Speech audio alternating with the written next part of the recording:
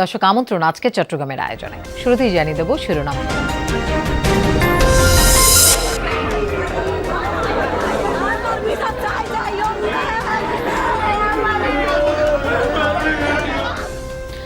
কক্সবাজারে ছেলেকে রক্ষা করতে গিয়ে হামলাকারীদের মারধরে মায়ের মৃত্যুর অভিযোগ। এলাকায় বিক্ষোভ, সম্পৃক্ততার দায় অস্বীকার বিএনপি নেতাকর্মীদের। ধাক্কা দেখে দিয়েছি, এক পর্যায়ে আমার মাকে হাতের কিনকিনি মেরে আমার মাকে ফেলে দিয়েছে। আমি হাসপাতালে নিয়ে আসি, হাসপাতালে কর্তৃপক্ষ মৃত ঘোষণা করে। আমি তীব্র নিন্দা জানাচ্ছি আমার দলের পক্ষ থেকে এবং আমার ব্যক্তিগত তরফ থেকে। 4 বছরের ব্যবধানে আবারও আগুনে পুড়ল বান্দরবানের বাঘমারা বাজার। পুড়ে ছাই অর্ধ শতাধিক দোকানপাট, বসতঘর, নিঃস্ব ক্ষুদ্র ব্যবসায়ীরা। 60 থেকে 70টি দোকান এবং বাড়ি সহ আগুনে ভস্মীভূত হয়ে গেছে। অনেক চেষ্টা করছি আমার দোকানটা বাঁচার জন্য, কিন্তু বাঁচাতে পারিনি। কিভাবে চলবো আর কি করার একমাত্র প্রতিষ্ঠান ওটাই পুরো চাই। কোরবানির আগে খাতুনগঞ্জে মশলার বাজারে কারসাজি। ভোক্তার অভিযানে মিলেছে কৃত্রিম মূল্য বৃদ্ধির প্রমাণ। 2টি প্রতিষ্ঠানকে 80,000 টাকা জরিমানা।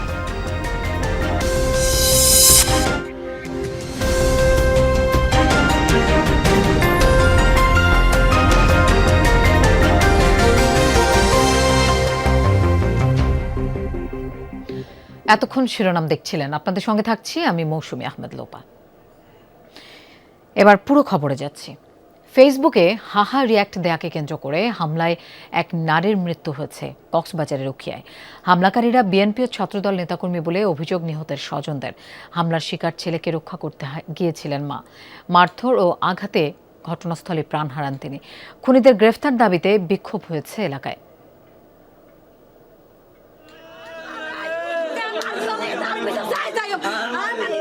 শনিবার রাত 9:30টার দিকে রাজাপালং ইউনিয়নের টাইপালং এলাকায় বিএনপি ও ছাত্রদলের কয়েকজন নেতাকর্মী ইউনুস নামে এক যুবককে মারধর শুরু করেন। তার বন্ধু ইমরান ছুটে গেলে তাকেও পেটায়। এ সময় ছেলে ইমরানকে রক্ষা করতে গেলে তার মা সৈয়দা বেগমের উপরও হামলা হলে তিনি অজ্ঞান হয়ে যান। উপজেলা স্বাস্থ্য কমপ্লেক্সে নেয়ার পর চিকিৎসক মৃত ঘোষণা করেন।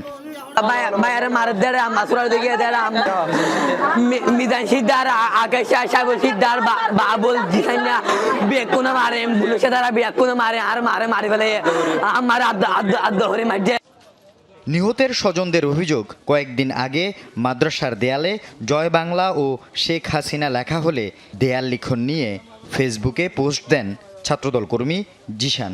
সেখানে নিষিদ্ধ ছাত্রলীগের কর্মী ইউনুস হাহা রিয়েক্ট দিলে উত্তেজনা তৈরি হয়। এরই জের ধরে হামলা ও হত্যাকাণ্ড। বিভিন্ন নেতাকর্মীদের সাথে উপজেলা, ইউনিয়ন, মানে জেলা থেকে শুরু করে সমস্ত মানুষের কাছ থেকে আপনারা জাস্টিফাই করতে পারবেন আমি কোনো ছাত্রলীগ বা আওয়ামী লীগ করছি এমন কোনো প্রমাণ থাকলে আপনারা আমার শাস্তি বিয়ে করে। হামলার ঘটনায় বিএনপি ও ছাত্রদল নেতাকর্মীরা জড়িত বলে অভিযোগ নিহত ও আহতের স্বজনদের। হামলায় নিহতের মেয়েসহ 2 জন নারী আহত হন। জাহিলিয়াত এখানে চলে আসে এখন আমাদের গ্রামে। এখানে হয়তো বা মতপার্থক্য থাকতে পারে, এখানে কিছু আমালি করতে পারে, হয়তো বা জামাত সমর্থক থাকতে পারে। তাই বলে যে এখানে মানুষকে মেরে ফেলতে হবে, মামলার নামে চাঁদাবাজি করতে হবে, হয়রানিমূলক আচরণ করতে হবে, এটা তো না। তবে হামলার অভিযোগ অস্বীকার করেন স্থানীয় বিএনপি ও ছাত্রদল নেতারা। যদি আপনি মামলা করেন তাহলে তো প্রতিদিন হাজার হাজার মানুষ মারা যাচ্ছে, হাজার হাজার মামলা করা যাবে। আমি তীব্র নিন্দা জানাচ্ছি আমার দলের পক্ষ থেকে এবং আমার ব্যক্তিগত তরফ থেকে। এটা মিথ্যার দিকে যায়েন না। ঘটনার পর ছাত্রলীগ কর্মী ইউনুসকে পুলিশ হেফাজতে নিলেও পরে ছেড়ে দেয়। অপ্রীতিকর পরিস্থিতি এড়াতে বাড়তি পুলিশ মোতায়েন করা হয়েছে এলাকায়। আসার পরে থানায় আনার পরে আমি আবার ইউনুসকে জিজ্ঞেস করছি কি হয়েছে, তখন সে বলল তার এই ঘটনা। আমাদের পুলিশ তো জানে না যে ওই মহিলা এখানে মারামারি হয়েছে বা মারছে বা কি হয়েছে, কি আমার পুলিশ জানে। আমার পুলিশ এসে কলেজ দিচ্ছে ঝামেলা হচ্ছে যান, তখন দেখি ইউনুসকে পাবলিকে দিচ্ছে নিয়ে আসছে। আমার পরে এখন এই জানতে আসতে আপনি সবকিছু। রোববার বিকালে নিহতের জানাজায় অংশ নেন এলাকার সর্বস্তরের মানুষ। হত্যাকাণ্ডের বিচার ও খুনিদের গ্রেফতারের দাবিতে উখিয়া টাইপালংয়ে মানববন্ধন করেছে এলাকার মানুষ। আল আমিন শিকদার, যমুনা নিউজ। দর্শক, আমরা এই বিষয়ে আরও জানবো। কক্সবাজার থেকে আমাদের সাথে যোগ দিচ্ছেন সহকর্মী এহসান আল কুতুবী। এহসান, এই ঘটনায় কোনো ধরনের মামলা হয়েছে কিনা, আর পুলিশ কি বলছে?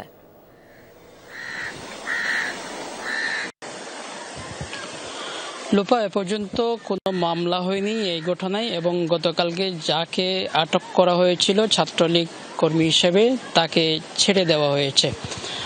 আসলে ঘটনাটি খুব হৃদয় বিদারক এবং এটি খুব চাঞ্চল্যের সৃষ্টি হয়েছে কক্সবাজারে। ছেলেকে বাঁচাতে গিয়ে মায়ের মৃত্যু আসলে কেউ কখনো কামনা করে না, এবং এটি নিয়ে খুব চাঞ্চল্যের সৃষ্টি হয়েছে, মানুষের মাঝে ক্ষোভের সৃষ্টি হয়েছে।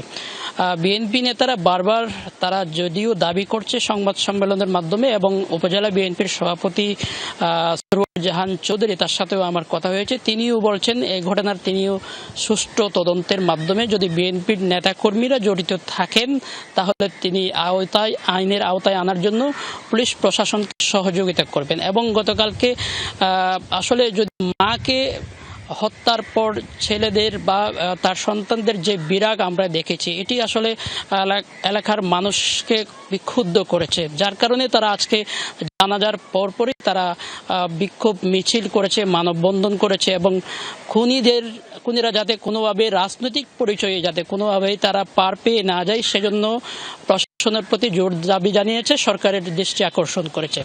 এবং এই ঘটনায় এখনো পর্যন্ত পরিস্থিতি থমথমে, যেহেতু গতকালকের রাত্রে থেকে এই ঘটনা ঘটার পর এলাকার পরিস্থিতি যে অবস্থায় ছিল, পুলিশ প্রশাসনের পক্ষ থেকে যেভাবে ব্যবস্থা নেওয়া হয়েছিল এখনো পর্যন্ত সেই পরিস্থিতি এখনো পর্যন্ত রয়েছে, যাতে কোনো অনাকাঙ্ক্ষিত ঘটনা আবারও না ঘটে সেজন্য কিন্তু প্রশাসনের পক্ষ থেকে তারা কঠোর অবস্থানে রয়েছে।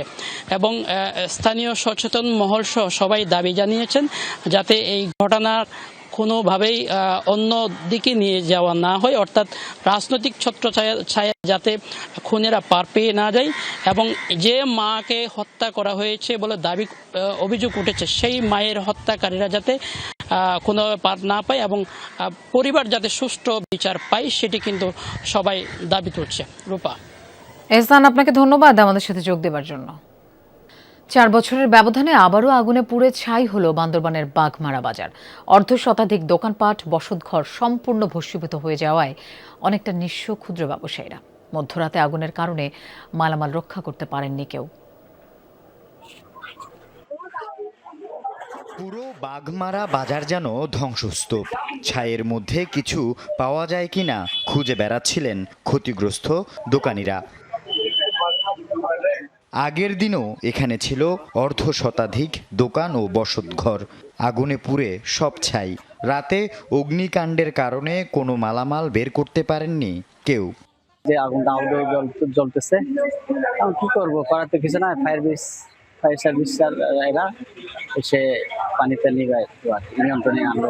প্রায় 60 থেকে 70টি দোকান এবং বাড়ি সহ আগুনে ভস্মীভূত হয়ে গেছে। আগুন কি ব্যাপার লাগে জানি তো আগে যে সময় আসছে যে আগুন আগে সার্ভিস এসে যাচ্ছে বাঁচাচ্ছে একটু খারাপ।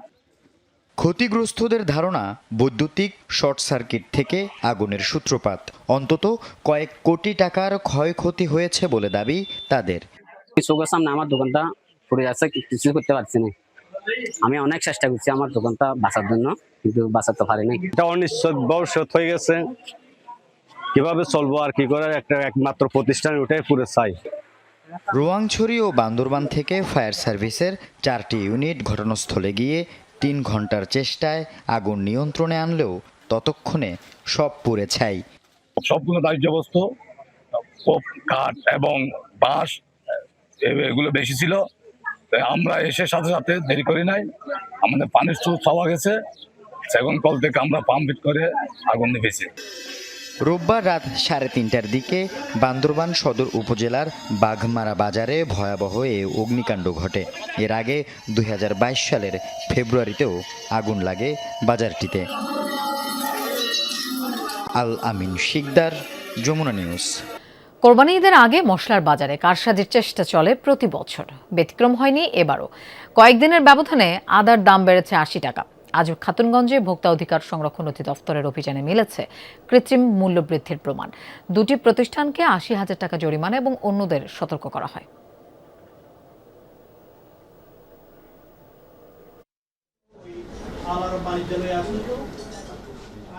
সারা বছর তেমন চাহিদা না থাকলেও কোরবানি ঈদে আদার চাহিদা বাড়ে দ্বিগুণ, আর এই সুযোগে দাম কয়েক গুণ বাড়িয়ে দেয় অসাধু ব্যবসায়ীরা। দেশের সবচেয়ে বড় ভোগ্য পণ্যের বাজার খাতুনগঞ্জে গত সপ্তাহে কেজি প্রতি আদা বিক্রি হয়েছিল ৯৫ থেকে ১১০ টাকা, কেজিতে ৮০ টাকা বেড়ে তা এখন বিক্রি হচ্ছে ১৯৫ টাকায়। বিকেলে অভিযানে গিয়ে বেশি দামে বিক্রি ও ক্রয় রসিদ না থাকার দায়ে দুটি প্রতিষ্ঠানকে ৮০,০০০ টাকা জরিমানা এবং আরও কয়েকটি প্রতিষ্ঠানকে সতর্ক করে ভোক্তা অধিকার সংরক্ষণ অধিদপ্তর। আদা ফুড মাফিয়ার ভাষা সেটা এখানে তারা কমিশন আদা দেয় আর ফাড়ি সিনে মাল্লা দিতে কই আমরা কি দোষ আছে আর তুই আমরা কমিশন পাই আর কমিশনে পাই কেরালা আদার দাম বাড়তি, তারপরে আপনার ওই কারণেই আসলে আর আদা কম, ওই জন্য এগুলো সরবরাহ কম হলে এমনি দামটা বেড়ে যায়। এটা সরবরাহ কম আছে। বিষয়টা একটু আসলে ক্রিটিক্যাল, আমরা চাইলেও এরা দেয় না, হয়তো নইলে মালটা অন্য জায়গায় দিয়ে দেবে, এই অবস্থা আর কি। এদিকে দাম বৃদ্ধিতে বিপাকে পড়েছেন খুচরা ব্যবসায়ীরা। খাতুনগঞ্জে ঘন্টার পর ঘন্টা ঘুরেও আদা কিনতে পারেননি অনেকে। অস্বাভাবিক এই মূল্য বৃদ্ধির জন্য সিন্ডিকেটের কারসাজিকে দুষছেন তারা। 5 দিনের ব্যবধানে যদি এইভাবে হয় তাহলে আমরা কি করব? আমরা নিজেরাও তো ব্যবসা করতে হবে। সিন্ডিকেট ছাড়া আর কি বা হতে পারে? এটা সিন্ডিকেট করে বাড়াইছে, ওরা যদি মাল আমাদেরকে কম না দেয় আমরা কিভাবে কম কিনবো? এখন আমরা যদি বাড়তি করে নিই আমরা তো আদাটা বাড়তি দামে বেচতে পারবো না। কিলাই এখানে কাস্টমারের বিভিন্ন কথা বলতেছে, আমরা হঠাৎ করে দাম বাড়াই ফেলছি, এই অনুযায়ী মানে কাস্টমারের সাথে মার্কেটিং করতে হয়। সকাল 8টা বাজে এখন পর্যন্ত বেলা বাজে 4টে বেজে গেছে, কই আমরা এই পর্যন্ত 1 কেজি মাল কিনতে পারি না। কোরবানি ঈদকে সামনে রেখে মশলার বাজার নিয়ন্ত্রণে রাখতে অভিযান অব্যাহত রাখার কথা জানায় অভিযান টিম। ওনারা যারা দাবি করে যে ওনারা কমিশনে বিজনেস করে তারা যেন ফিরে আসে এই জায়গাটা থেকে, তাহলে হবে কি আমাদের জন্য ক্রয় বিক্রয়ের ভিত্তিতে যখন বিজনেস করবে তাদের ডকুমেন্ট থাকবে পর্যাপ্ত, আমাদের পরবর্তী জায়গায় যেখান থেকে অপরাধটা হচ্ছে আমাদের পরবর্তী জায়গায় আমাদের সুযোগ থাকবে। শহীদুল সুমন, যমুনা নিউজ, চট্টগ্রাম। দেশের ক্রান্তিকালে বিএনপির প্রতিষ্ঠাতা জিয়াউর রহমান ত্রাণকর্তার ভূমিকায় অবতীর্ণ হয়েছিলেন বলে মন্তব্য করেছেন ভূমি ও পার্বত্য চট্টগ্রাম বিষয়ক প্রতিমন্ত্রী ব্যারিস্টার মীর মোহাম্মদ হেলাল উদ্দিন।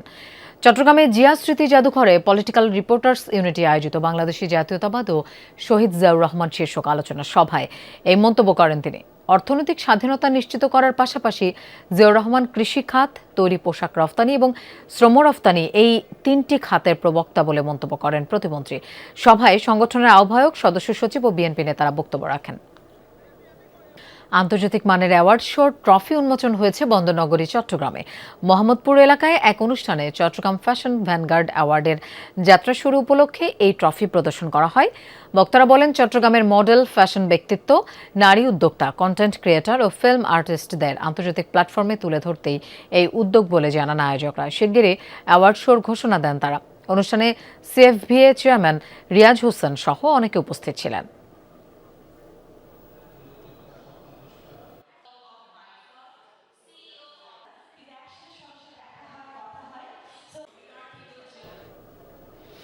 যৌন ও প্রজনন স্বাস্থ্য এবং অধিকার বিষয়ক জ্ঞান শীর্ষক সেমিনার ও মেলা অনুষ্ঠিত হয়েছে চট্টগ্রামে। নগরীর আগ্রাবাদে young power in social action YPSA আয়োজিত সেমিনারে বক্তারা বলেন, 2030 সালের মধ্যে মাতৃমৃত্যু হার 0-তে পৌঁছাবে।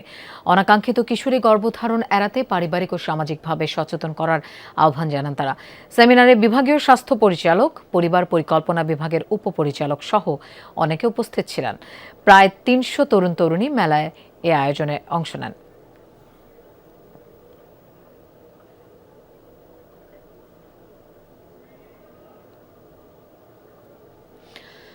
চট্টগ্রামে তাওহিদুল উম্মাহ মাদ্রাসায় হিফজ শিক্ষার্থীদের সবক প্রদান অনুষ্ঠিত হয়েছে। নগরীর আইস ফ্যাক্টরি রোডে মাদ্রাসা আয়োজিত অনুষ্ঠানে বক্তারা শিক্ষার্থীদের বিভিন্ন দিক নির্দেশনামূলক বক্তব্য দেন এবং সমাজের কল্যাণে সবাইকে কাজ করার আহ্বান জানান। পরে স্পেলিং বি কম্পিটিশন ও বিতর্ক প্রতিযোগিতায় বিজয়ীদের পুরস্কার দেওয়া হয়। এ সময় মাদ্রাসার প্রতিষ্ঠাতা, অধ্যক্ষ, শিক্ষক সহ শিক্ষার্থীরা অংশ নেন। বাংলাদেশের সকল পথশিশুকে তার মৌলিক অধিকার রক্ষা, নিরাপত্তা ও সুরক্ষা প্রদানে সমাজ কল্যাণ মন্ত্রণালয় সহ সরকারের নিষ্ক্রিয়তা কেন অবৈধ হবে না জানতে রুল জারি করেছেন হাইকোর্ট। হাইকোর্টের বিচারপতি ফাহমিদা কাদের ও বিচারপতি আসিফ হাসানের দ্বৈত বেঞ্চ এই রুল জারি করেন। রুলে বলা হয়, পথশিশুরা মৌলিক অধিকার সহ সকল সুযোগ সুবিধা পাওয়ার কথা, তারপরও তাদের অধিকার থেকে বঞ্চিত করা হচ্ছে। পথশিশুদের সুরক্ষায় যথাযথ কর্তৃপক্ষ কেন প্রয়োজনীয় ব্যবস্থা গ্রহণ করা হবে না তাও জানতে চাওয়া হয়েছে। পথশিশুদের প্রাপ্য অধিকার প্রতিষ্ঠায় জনস্বার্থে রিট করেছিল শিশু অধিকার নিয়ে কাজ করা সংগঠন ইকিউটাস। পরে রিটকারীরা বলেন, দেশের সকল পথশিশুরা তাদের অধিকার পেতে চায়, কিন্তু বাস্তবে তারা সকল নাগরিক সুরক্ষা থেকে বঞ্চিত।